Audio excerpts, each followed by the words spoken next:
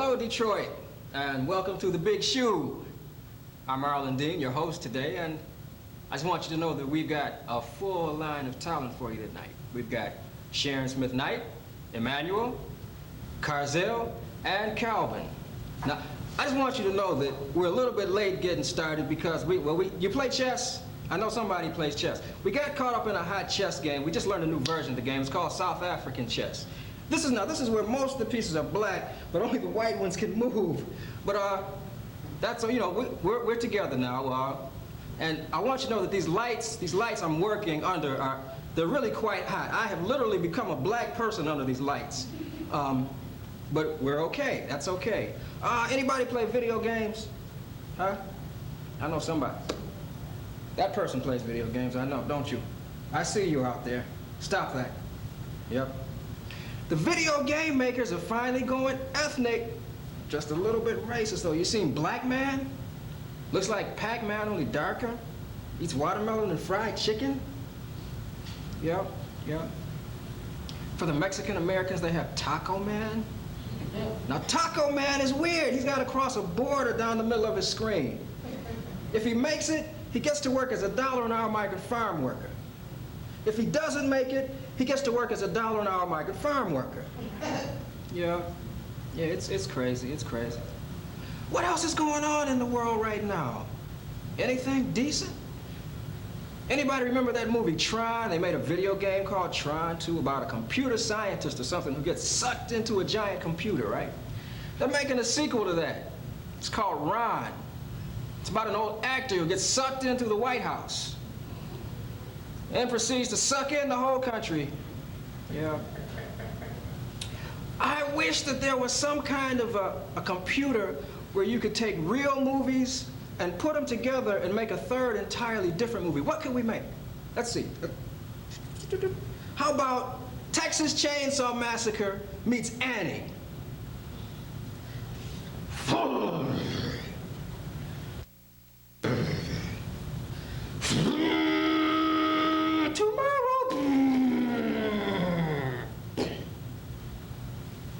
Just a thought. Just a thought. Yeah. What's everybody doing? Anybody working? Anybody got jobs? You know, I'm having so much fun being an American that it's driving me insane. 25 million people unemployed, and Shamu the killer whale's a star. I wonder, I can't help but wonder, do you think is he into drugs? What do you think? What do you think about that, huh? How about Quaalude stuffed herring and trout with Valium sauce? 50-pound bags of cocaine down that blowhole in the top of his head through a funnel. These are just thoughts, okay? Just, you know, I'm just out here under these lights. It's just coming off the top, okay? What else is everybody doing out here? Huh? Anything? Anybody jogging?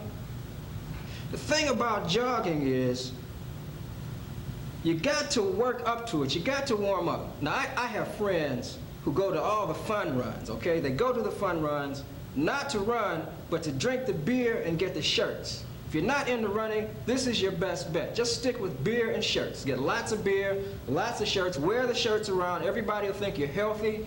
They never have to know. They never have to know. I mean, this is fine. This is acceptable behavior. That's right. I see somebody smoking out there. You know that's unhealthy for you. What you should do is you should stick to those light cigarettes. That way you just get a little bit of cancer. Just little ones. That's right. That's a fact. Oh, boy. Anything else we want to talk about? Do we have phone lines? Can people call me or what? Do I have to talk to them? Okay, I'll just talk to you. Just listen to me. Stop what you're doing. Stop what you're doing, put down whatever it is, and just listen, because we've got some real important things going on right here. Because this is where it begins, right here, okay? That's a fact. So let's move on to our first guest. She's a poet and a writer, and a very good one, a Gemini, by the way. She just had a birthday recently. Her name is Miss Sharon Smith-Knight.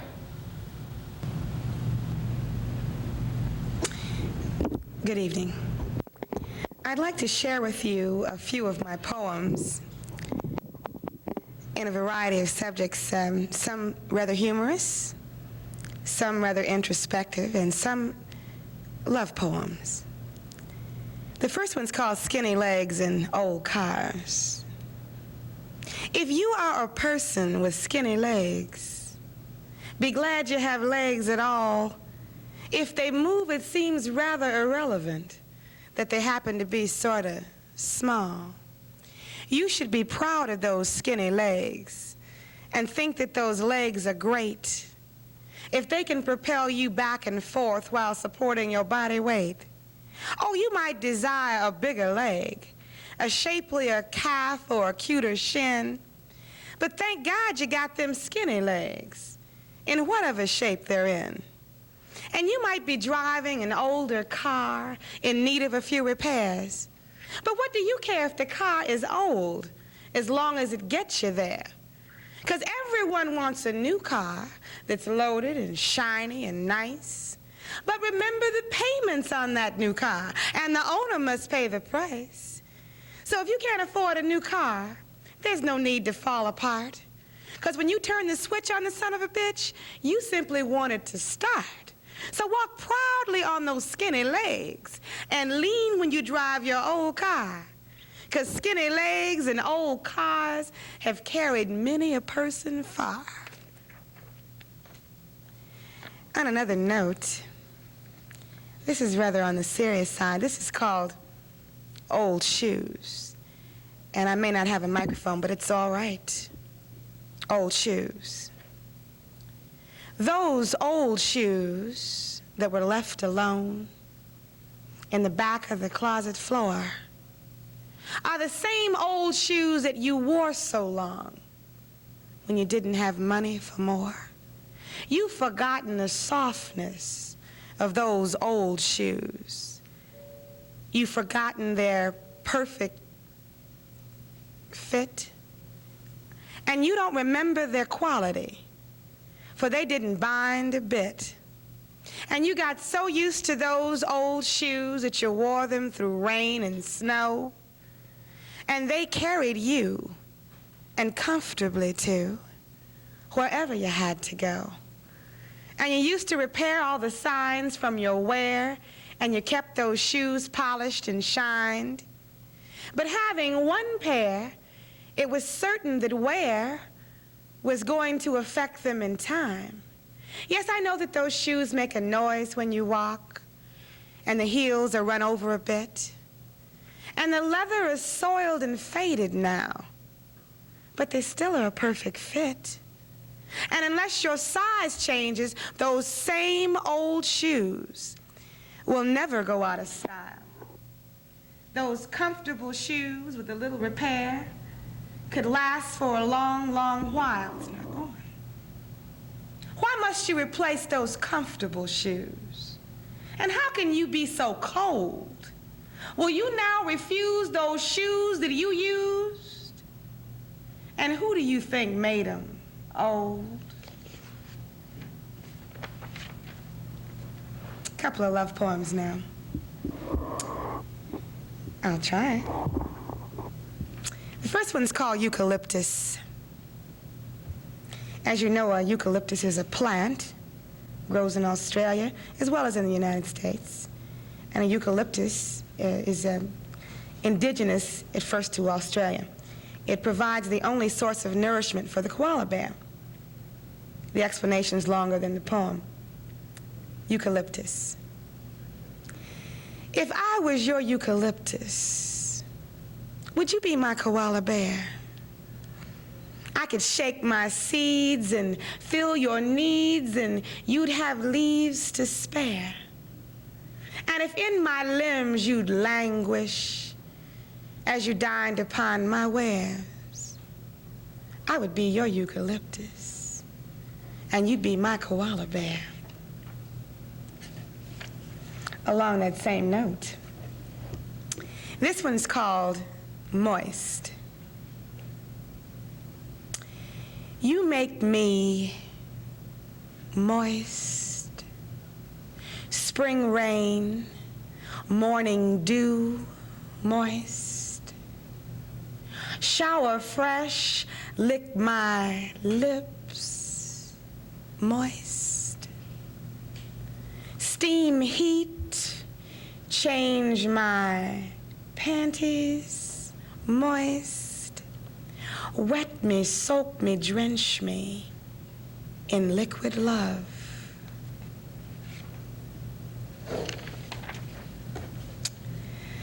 This poem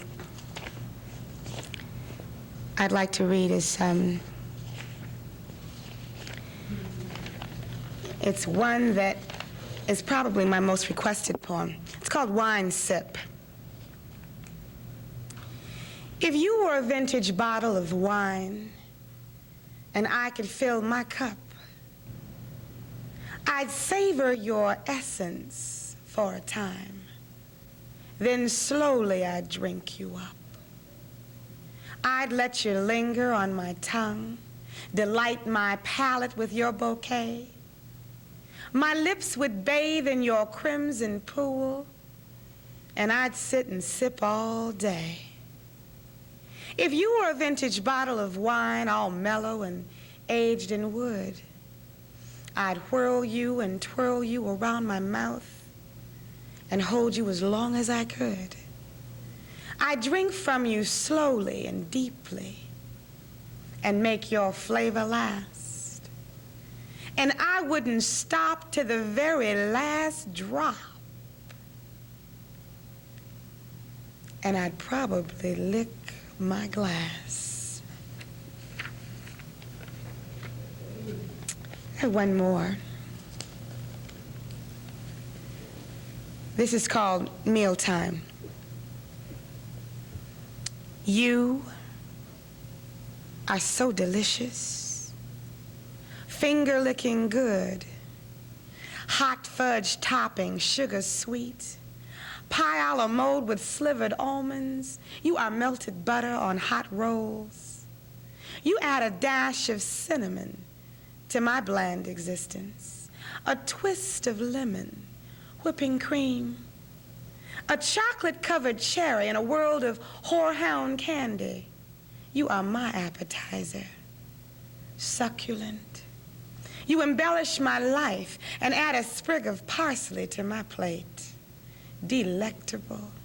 Mint julep in a frosted glass, that extra blueberry muffin, marmalade, an Epicurean delicacy. You whet my appetite, accent my flavor, and make me hungry for you. Thank you.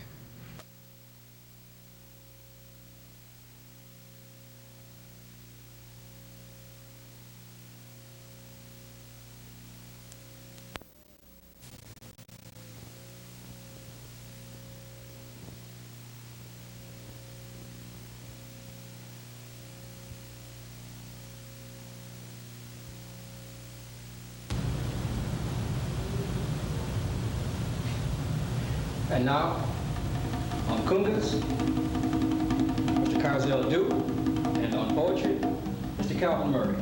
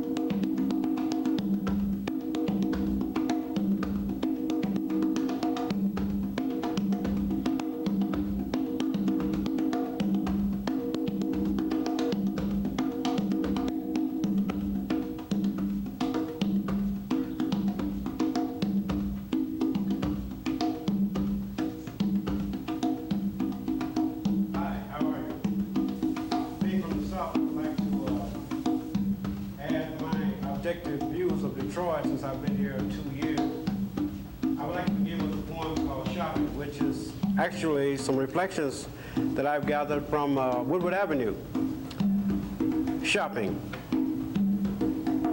Summer nights give rise to puked up wine, cold Kentucky fried chicken, dirty condoms and syringes, crumpled cigarette packs, and fat housewives and windows. On every corner, a prostitute sells herself short, and a homeless man buries himself in yesterday's news. We are sweating in the dark for reasons we dare not name, for they rattle like dying radiators in old tenements, and cringe like the cat we found and fed, cringing still from the empty creak of our half-bed. You are nodding into Plato, and I'm dreaming of a role in Othello, a men of achiever in metaphor. You are complaining of the pirating rats we trust won't disturb us in the throes of our final thrust. In the end, we will never feel the hurt that haunts us beyond the windowsill. Yet you say the weather is unbearable, bringing wet brown sacks soaking our days. You are nodding into Plato, and I am dreaming of a role in Othello.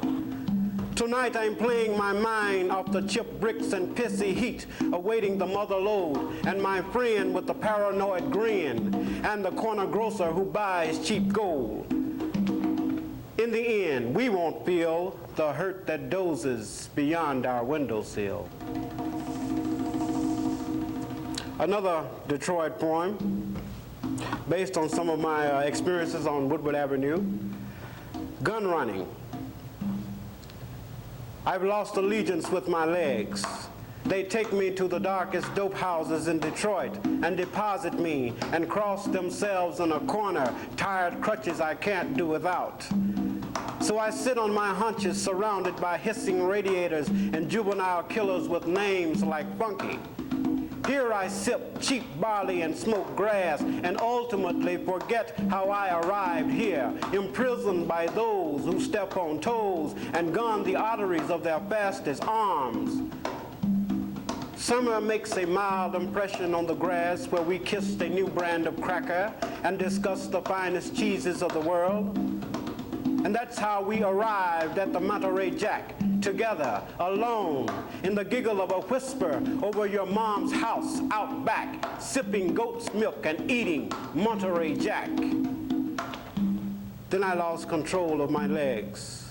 In all my dreams, I ran. When away from you, I ran. The Tonight Shows and late-night soap operas came to stand for you, a luminous to sleep by. By day, dope houses hung panties from second-floor walk-ins, decorated in storm doors and grates. I mount them now with a pistol in my vest. I preen myself in its liquor of false success. I squat among these Indians of quinine digression, your desertion and my cheap success. I've lost allegiance with my legs, and there's no getting over this. A pot pie in the freezer and ghetto bubbly beside the bed, a photo of my silent daughter and a loaded pistol beside my head. Since those days of chopped cheeses and beer, I've no place else to go, or rather, no place I felt like going to here. No one's answering their phones, but I'm always welcome at some dope fiend's home. This next poem is from a collection of poetry that will be coming out this fall called Prisoner Aboard the SS Beagle. The poem is Social Worker. He makes unseemly grunts as the nurse brushes his crooked crow's feet. Rising up, he searches for the wide-mouthed bass that slips away. Moths shimmer in his open gown. She sponges his balls, but he can't touch the slip knots at his back. The thick ice on the window strikes a livid glare. She massages his arms, but the bass skitters out on an air bubble. Under the hot lights of the speakeasy, the ballerina dips into the parched eye of the gangster as blood returning sickens the moths, and the virgin eating yogurt moves on. Absence. Absence is about a man who finds himself a victim of circumstance behind bars, faced with the possibility of never seeing his loved ones again. And these are some of his ruminations. The poem, Absence. Like so, and she there, work pulls the chest like old gin, no rest from the 8-track quad packed between 2 wisps of strawberry incense, only expensive ash remain. When he sits, knows a chipped duplex, her face outdistances his breath. He remembers and hates Rain's Road. At the rear, beneath the steps, a dirty rug and shoelace harden, while her vacancy drips like a Harlem faucet. In his ghetto cell, a voice breaks the howl of James Brown, a voice announcing open house, bring your own plate, a voice he vaguely recalls as his, projected from the empty bottle in his hands, Absence. Another poem that was inspired by my experiences here in Detroit, called Fix. It also will be coming out in the collection, which will be titled Prisoner Aboard the SS Beagle. A brother finds his voice at a speeding car, assuming the stance of a dead hero, bridging the canyon that halts escape, a glance that kisses the world's purse. A voice underwater makes girls blush, the only permissible supplication. A man's voice on a thread of wind, and woman shrugging off time's tired needle. This last poem, Character Actor. Again, I'm visiting hospitals, studying impressions of babies. I'm dragging the substance of incompleteness and the putty of rapport down empty streets behind me. I'm out of occasions in nice holiday shirts, except this black shark skin I button at the waist. Then the bright cry of baby sparks, they drive in me. The earth sucks at the heavy hang of my face. Friends roll up to meet me in emergency rooms. They compare the face I've stolen from innocence. They line up before my neon expression that tugs at their energy. But only one likes me. The others apologize and retreat. I'm searching past the slow shuffle of soiled gowns for their instrument of dream, the sweetness of contagion, paths of black where crepe soles flash by on a breeze of impermanence. My obligation is the field of entertainment. I'm on whether I like it or not. I'm part of response and the need to please. When acquaintances speak, my friends agree. Insanity, the logical progression from point A to point B is original, but it doesn't conform. We are shaped by catacombs. Our antennas touch. The earth bevels to a perfect fit. These sounds of seasons are heard in an instant. Everyone waits, waiting for what to do next. Thank you very much.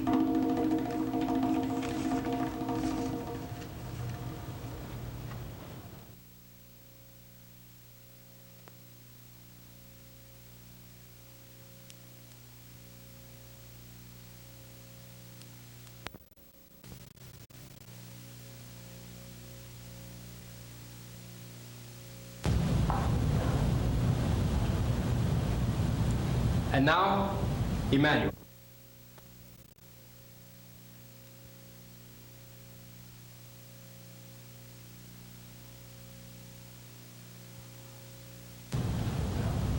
And now, Emmanuel.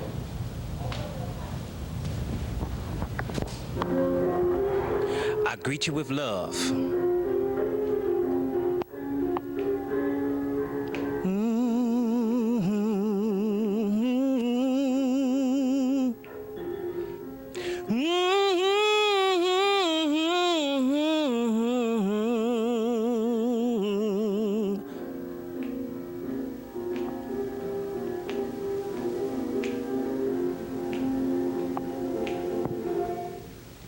I may be down on my back. This cold world won't give me no slack. Though vipers live in disguise,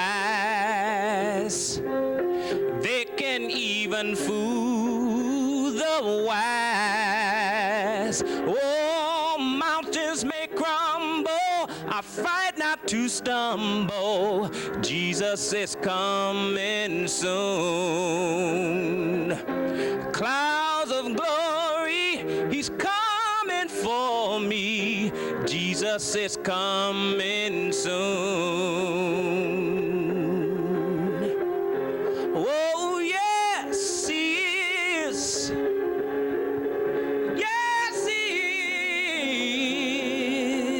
is.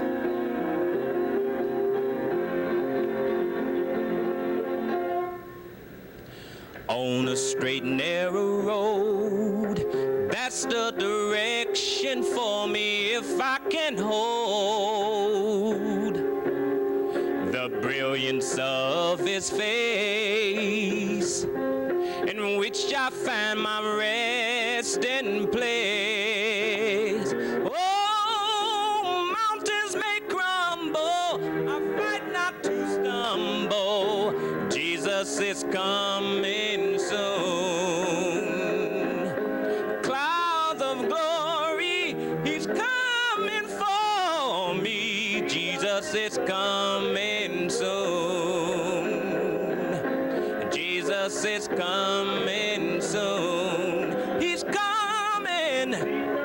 I know he's coming in the clouds of glory. That's the story. It's coming. I can see him coming for me. He's coming, coming for me. I know he's coming for me. Chariots of fire is coming. I'll be riding high, higher ground. I know he's coming. I know he's coming for me. He's coming for me soon.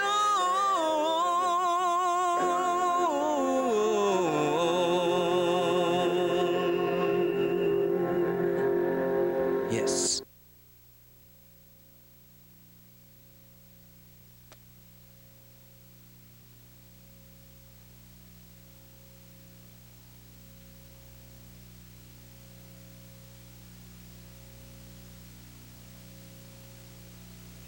Paradise on the other side. You got to keep on climbing, even when you stumble. You know you can make it if you try.